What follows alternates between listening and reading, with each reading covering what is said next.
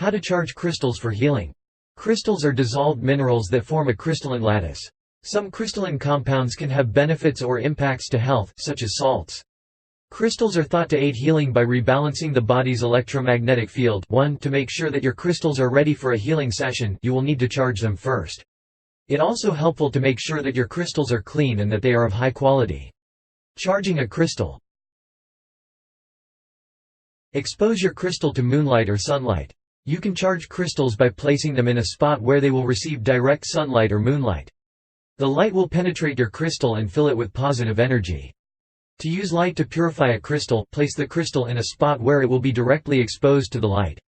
For example, you may want to set your crystal on a table or banister outside, or on an open windowsill facing the moon or sun. Allow your crystal to be exposed to light for about 24 hours. You may need to leave your crystal in place for a couple of days or nights to make sure that it receives adequate light. Direct other crystals at the crystal you want to use. You can also charge a crystal using other crystals. To do this, you will need to create a circle using several crystals and place the crystal that you want to be charged in the center of the circle. Leave the crystal in the center of the circle for about 24 hours. Surround your crystal with plants or bury it in the soil. If you want your crystal to be charged with the energy of the earth, then you may want to place your crystal in your garden or even bury it in the soil. Surrounding your crystal with plants and dirt can help to charge your crystal with earth energy. If you decide to bury your crystal, place a marker so that you will remember where you buried it.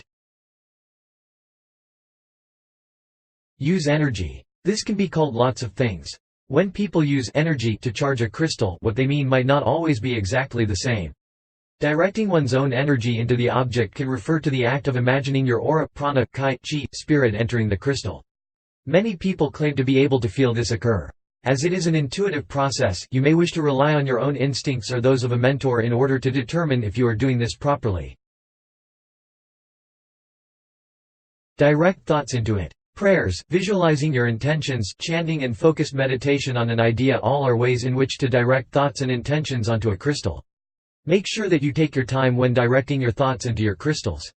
Often, the more time or work you put into directing these thoughts, the more powerful the charge is perceived to be. Try closing your eyes and imagining that the crystal is filling with light. Imagine the crystal becoming so bright and full of light that you cannot look at it. Pray for the crystal to become charged with the power to heal.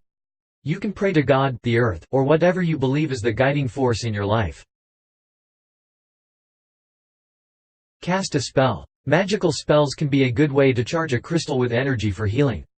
There are a great many different kinds of magical practices, and many may be able to offer spells and rituals suited towards these purposes.